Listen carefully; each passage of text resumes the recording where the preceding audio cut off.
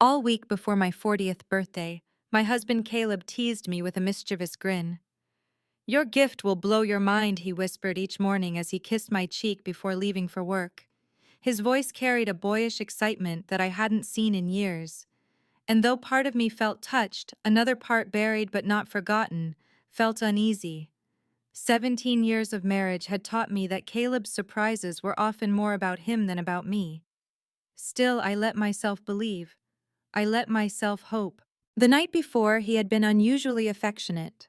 He brought home my favorite Thai takeout, opened a bottle of red wine we'd been saving for a special occasion, and even told the kids, Emma, our 15-year-old daughter, and Jake, who had just turned 12, to let me sleep in for my big day.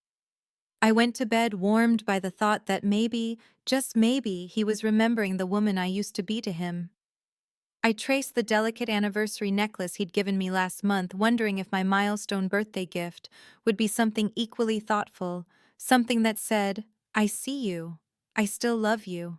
But when I woke, the house was silent. Not the kind of lazy Saturday morning quiet where the kids slept in and Caleb brewed coffee downstairs. No, this was hollow, empty silence. I called out, "Caleb, Emma, Jake." My voice bounced off the walls of our master bedroom, and for the first time that morning I noticed his side of the bed was cold. He'd been gone for hours. My chest tightened. Pulling on my robe, I padded down the hallway, opening Emma's door. Her bed was perfectly made. That was unusual enough, but the absence of her favorite sneakers from the doorway rack was worse. Jake's room was the same bed, neatly tucked gaming console, unplugged, his backpack missing. My heart rate quickened as I hurried downstairs, calling their names, my voice rising in pitch each time. The kitchen gleamed with untouched surfaces. The strawberries, cream cheese, and special brioche Caleb had bought for my birthday breakfast still sat neatly in the refrigerator. My birthday breakfast had never been made. That's when I noticed the luggage closet empty. 3 toothbrushes gone from the family bathroom. Shoes missing from the rack. A cold understanding began to creep in, but I wasn't ready to admit it to myself. Not yet. My phone chimed upstairs, and I sprinted to retrieve it. Dozens of notifications, birthday wishes from my parents, old friends, co-workers from my law firm days. Nothing from Caleb, nothing from the kids. I tried texting Caleb. "Where are you guys delivered?" No response. I tried Emma, "Honey, where did everyone go, Mom?" The blue dots appeared. She saw it, but then disappeared without a reply. Desperate, I messaged Jake. Sweet Jake, my gentle boy who still hugged me in front of his friends. "Jake, please tell me what's happening." The word "read" appeared beneath my text. Silence. My hands shook as I opened Instagram, searching Emma's profile. She lived on that platform. And there it was, her latest post.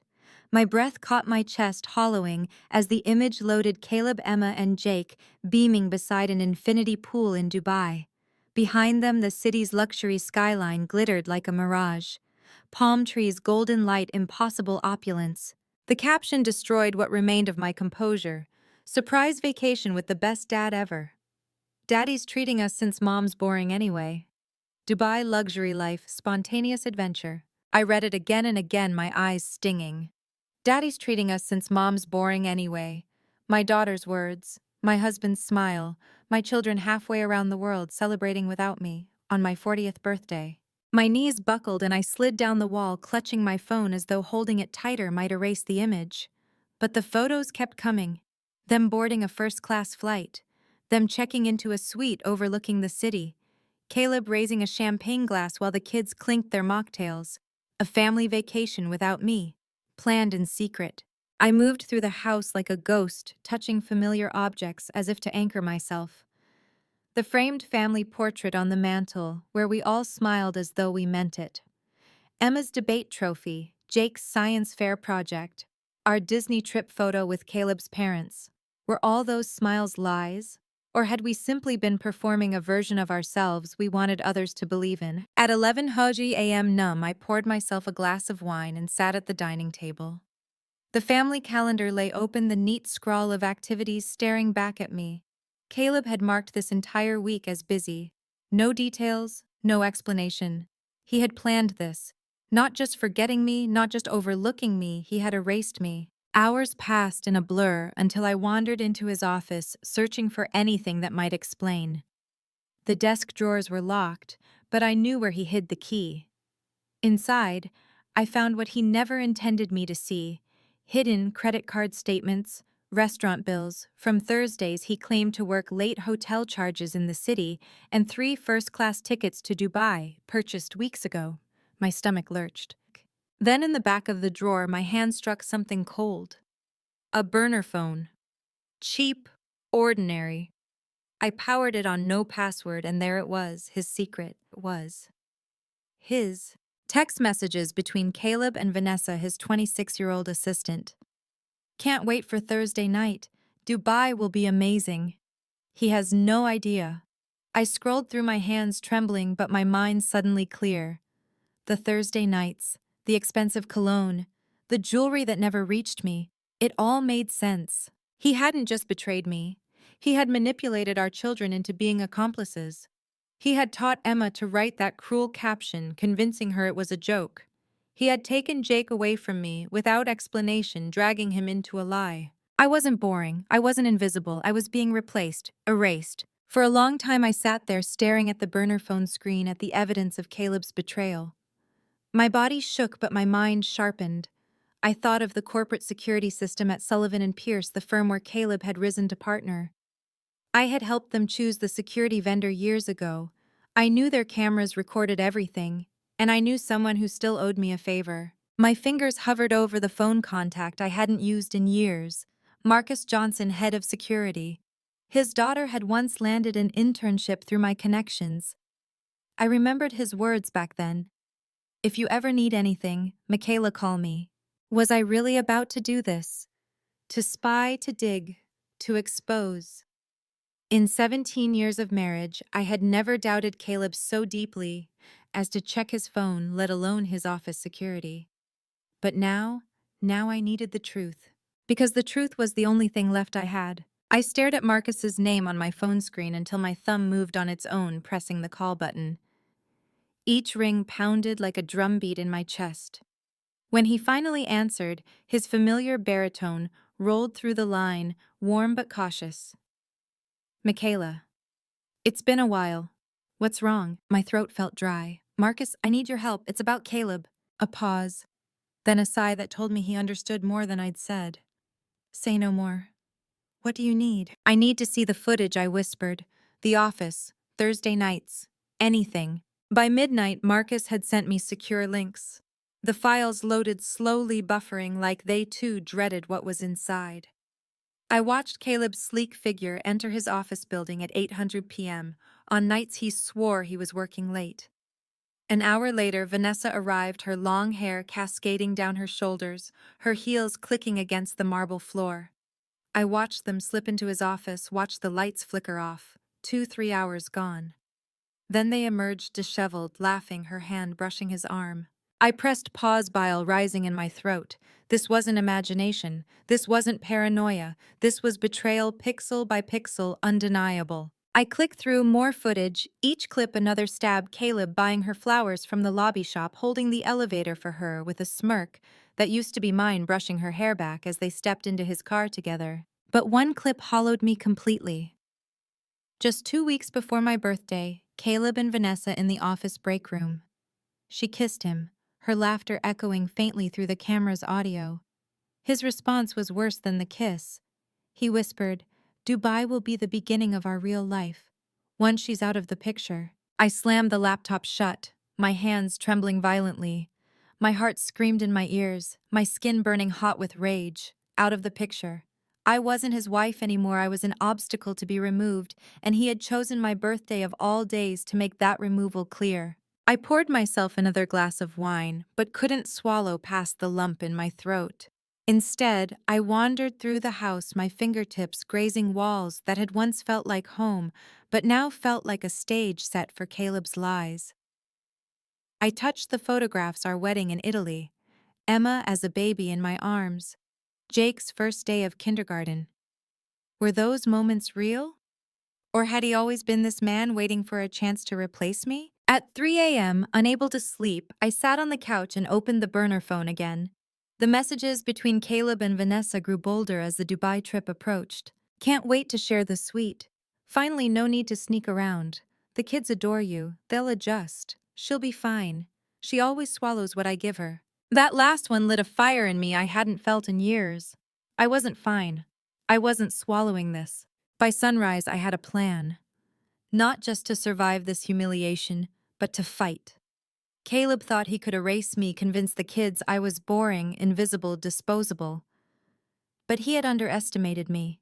He had forgotten that beneath the layers of exhaustion and compromise, I was still Michaela Pierce, the woman who had graduated top of her law class, the woman who had argued cases in front of judges twice her age, the woman who had once been unstoppable. I called my old colleague, Rebecca Hayes, who now ran her own family law firm.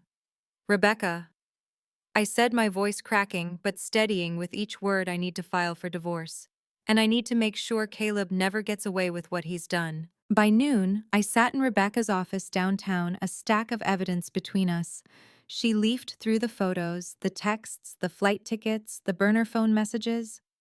Her expression shifted from pity to outrage to professional focus.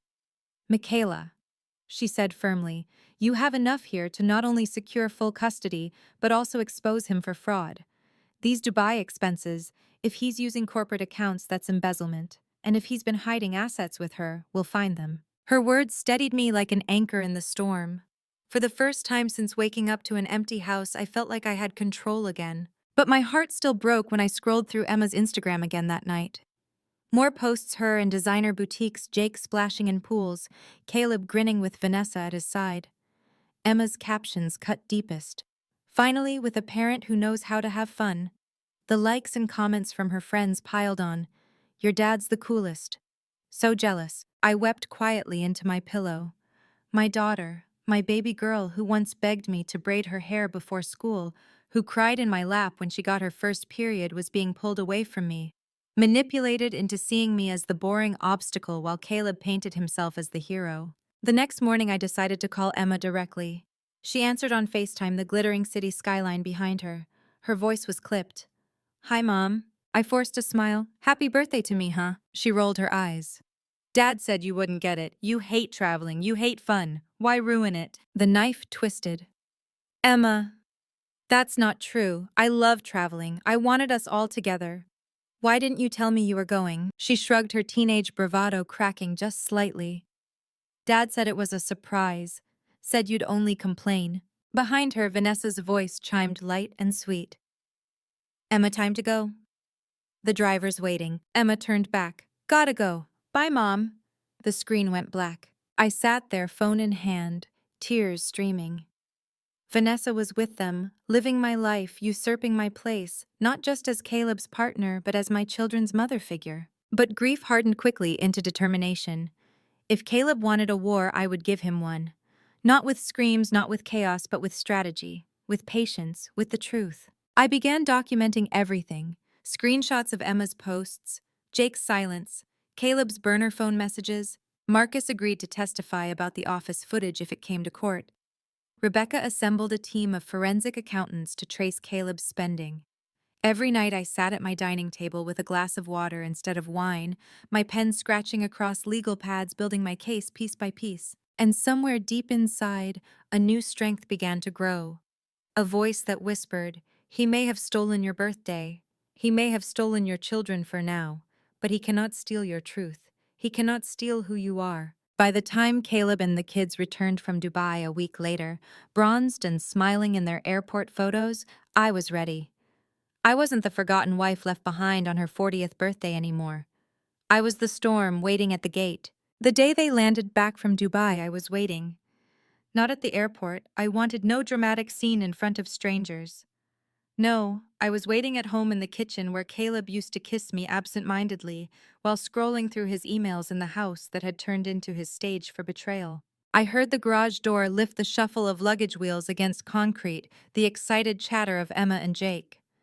My heart lurched at the sound of my children's voices.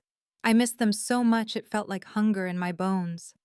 But when the door swung open and I saw Caleb's smug grin, Vanessa trailing in behind him like she belonged, my hunger twisted into rage. Emma rushed forward, phone in hand. Mom, you should have come. It was amazing. We stayed in a suite with a pool on the balcony. I hugged her tightly, but her body stiffened, resisting. Sweet Jake, hugged me too, but his eyes flickered nervously to his father as though permission were required. And Caleb. He stood in the doorway with his arms crossed, suitcase in one hand, smirk carved into his face. Surprise, Michaela, he said smoothly. The kids had the time of their lives. You're welcome. Vanessa laughed softly, dropping her purse on the counter.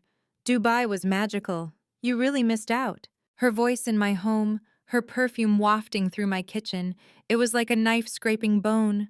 But I didn't lash out. I didn't scream.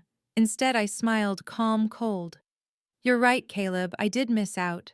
But you're about to miss out on far more. I slid the burner phone across the counter, his face drained. Vanessa's eyes darted from him to me. What's that? She asked, her voice suddenly too high. Proof, I said simply. Of everything. The texts, the hotel stays, the plans you made behind my back. Proof of you stealing my children for a birthday trip while leaving me behind like trash. Proof that will burn the empire you've built on lies. Caleb's jaw tightened, but his voice remained deceptively calm. Don't be dramatic, Michaela. The kids needed an adventure. I gave them one. You wouldn't have understood. Emma chimed in, her teenage bravado sharp. Dad's right. You always say no. He's the fun one. Vanessa's fun too. You're just boring. Her words sliced me open, but I didn't let her see me bleed. Instead, I turned to Jake, his eyes wide and unsure. Jake, did you think I didn't want you to have fun? Did you think I didn't want to celebrate my birthday with you? His lip trembled. He glanced at Caleb, then at me, then whispered, Dad said you'd just ruin it. I closed my eyes for a moment, steadying myself. Caleb had poisoned them, fed them lies until my love looked like bitterness. But children are resilient, and truth always finds its way through the cracks. Kids, I said softly, your father planned this trip without me. He wanted me to feel invisible. But I need you to know, I love you more than anything in this world. I always will. And I will never ever leave you behind. For a heartbeat, silence filled the kitchen. Emma shifted uncomfortably, her bravado faltering. Jake clutched the strap of his backpack, torn between the father he feared and the mother he missed. Then Caleb's mask slipped. Enough of this, he snapped, slamming his suitcase against the wall. You're poisoning them against me. I met his rage with quiet steel. No, Caleb, I'm simply exposing you. That night, I moved into the guest room with the kids, locking the door behind us. Caleb shouted, threatened, pounded on the door, but I didn't flinch. Instead, I read bedtime stories to Jake until he fell asleep, and I sat beside Emma, brushing her hair like I used to when she was small. She resisted at first, rolling her eyes, but eventually she let me. Beneath her teenage armor, my daughter was still in there. The following week, Rebecca filed the divorce petition. We included the burner phone evidence, the security footage. Marcus had provided the financial records showing Caleb had charged portions of the Dubai trip to his firm's corporate account.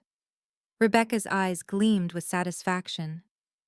This isn't just adultery, Michaela. This is fraud. This is breach of fiduciary duty. We'll bury him. Word spread quickly. At Sullivan and Pierce, whispers about Caleb's extracurricular activities reached the partners. Vanessa was placed on leave pending investigation. And Marcus, loyal and discreet, hinted to me that the firm was preparing to cut Caleb loose before the scandal spread. But the most shocking twist came not from the firm, but from Caleb's own family. His mother, Evelyn, called me one evening. Her voice was strained, tired. Michaela. I had no idea what he'd done. No idea he was this cruel. But there's something you should know. My pulse quickened. What is it? She sighed heavily. His father left a trust when he died. Caleb was supposed to manage it for you and the children, but he's been siphoning money from it for years. At first small amounts, then larger. I thought it was business investments, but now I think it's all gone. The room spun. He stole from his own children. Yes, she whispered. And from you and the firm. He's not just a cheater, Michaela. He's a thief. The betrayal settled over me like ice. For years, I had trusted Caleb to manage our finances to secure our children's future, and all along he had been gutting us from the inside. When I confronted him, he didn't deny it. Instead, he sneered. You'll never win, Michaela. You're weak. You're emotional. You'll crumble in court. And when you do, I'll have the kids. I'll have everything. But what Caleb didn't understand, what he had never understood, was that his cruelty was my catalyst. Every betrayal, every lie, every humiliation had forged me into someone stronger than he could ever imagine. That night, after putting the kids to bed, I stood alone in the kitchen, staring at the family portrait on the wall. Caleb's smile looked hollow now, like a mask he'd worn too well. And as I stared, I realized something. I wasn't just fighting for myself. I was fighting for Emma and Jake, for their future, for their chance to grow up knowing love that didn't manipulate or betray. I picked up the portrait, carried it to the trash, and let it fall.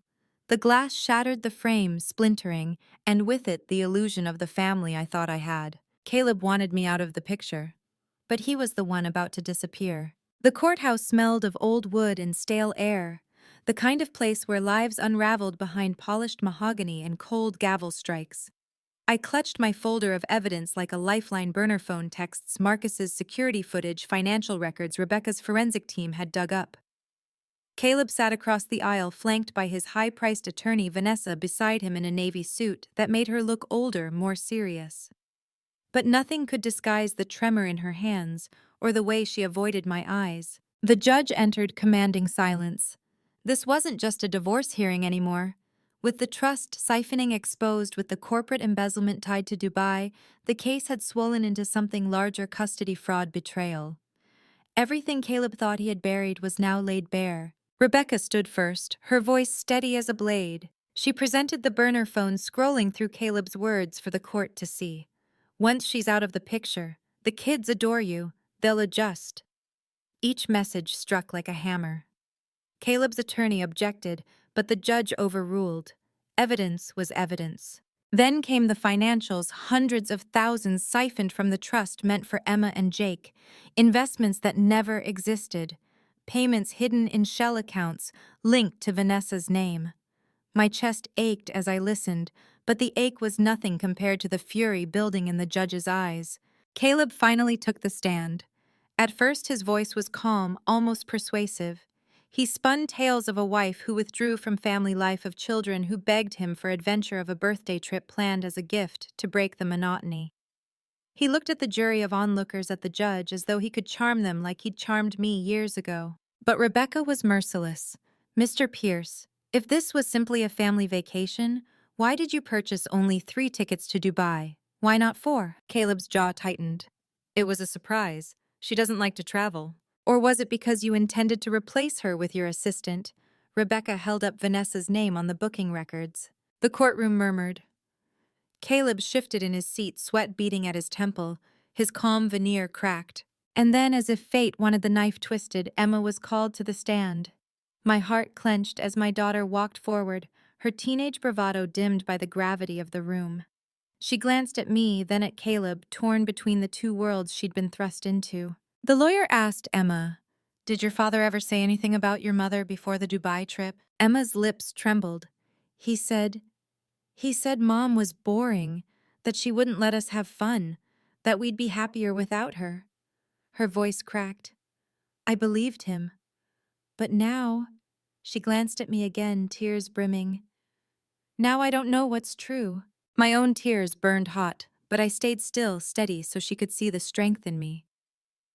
Caleb looked away, shame flickering across his features for the first time. The judge leaned forward.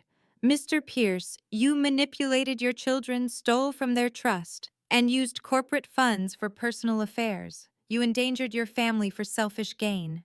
This court does not take such matters lightly." The gavel struck. Temporary full custody is awarded to Mrs. Pierce. Mr. Pierce's visitation is suspended pending investigation. Financial restitution will be pursued. This hearing is adjourned. The sound echoed through the chamber, final and sharp. Caleb's face contorted: rage, disbelief, humiliation, all tangled together. Vanessa slumped beside him, her carefully curated mask crumbling.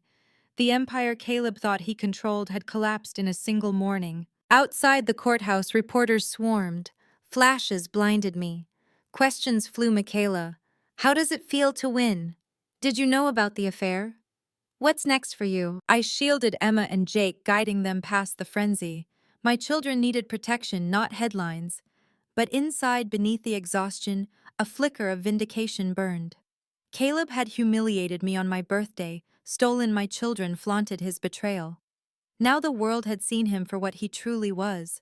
That evening, back at the townhouse, I sat with Emma and Jake on the couch. Jake leaned against me, his small hand curled around mine.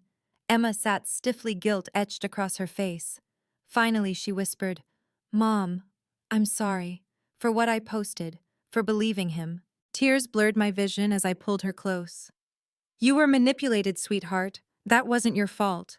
What matters is that you're here now, with me." She buried her face in my shoulder, and for the first time in months, I felt the bond between us begin to mend. Days turned into weeks. Caleb's world unraveled further. Sullivan and Pierce forced him to resign, issuing a public statement distancing themselves from his misconduct. Vanessa vanished from social media, her promising career scorched by scandal. And Caleb himself, once the man who smirked with champagne in Dubai, was left broke, isolated, and despised. But even in victory, healing was not simple. Nights were still heavy with memories. Sometimes I woke hearing phantom laughter from that Dubai poolside, the sound of my daughter's voice calling me boring. But each morning when I opened my eyes to Emma making breakfast, or Jake reading beside me, I knew I had won something far greater than a legal battle. I had won back my family's truth. One afternoon, as the three of us painted the townhouse walls a fresh shade of yellow, Emma paused, brush in hand. "Mom, do you think Dad ever really loved us?" I set my brush down, my chest tightening. Yes, in his way.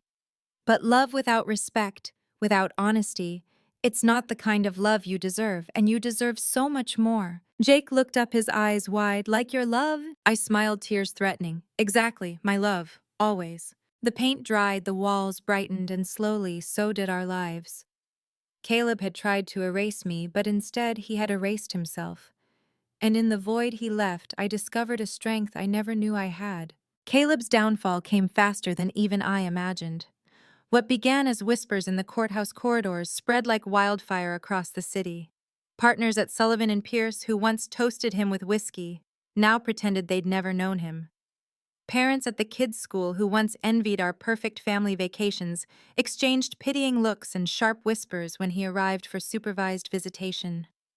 The image Caleb had cultivated for years, successful partner, devoted father, generous husband, was shattered, the shards cutting no one more deeply than him. But the greatest punishment wasn't the loss of his career, or the financial restitution he now owed, or even the pending fraud investigation.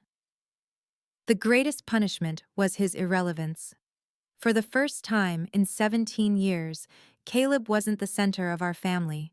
He wasn't the decision-maker, the provider, the one everyone deferred to.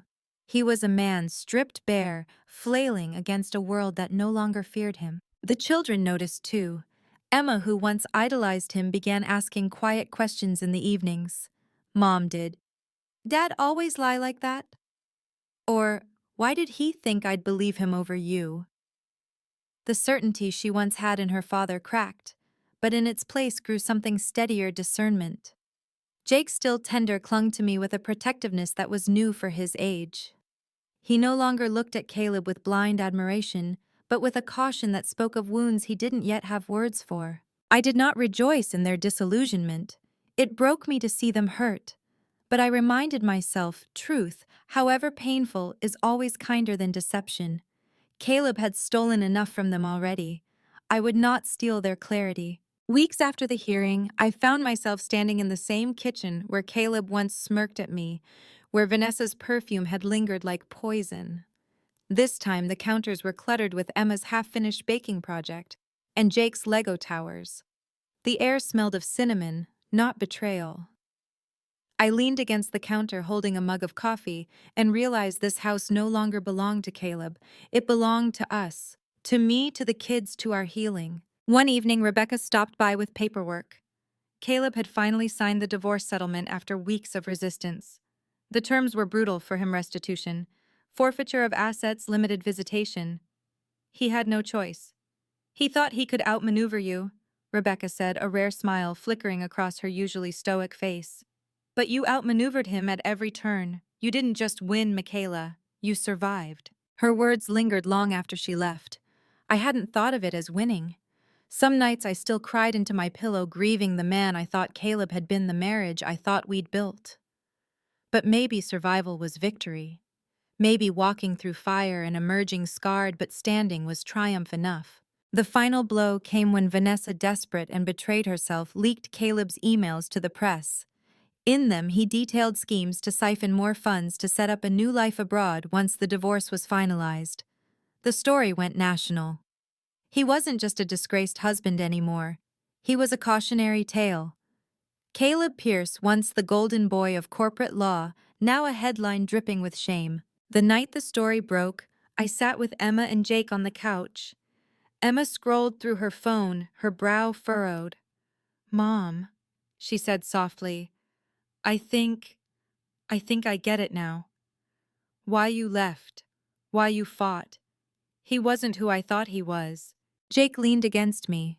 "But you are Mom. You're exactly who I thought you were. You never left us." Tears welled in my eyes as I wrapped them both in my arms. "And I never will," I whispered. In the weeks that followed, our lives took on a new rhythm. I went back to practicing law part-time. Not because I needed Caleb's money, I had enough from my father's careful planning from the restitution, but because I wanted Emma and Jake to see me as more than the mother who endured. I wanted them to see me as a woman who rebuilt. We traveled not to Dubai, not to luxury suites, but to places that mattered.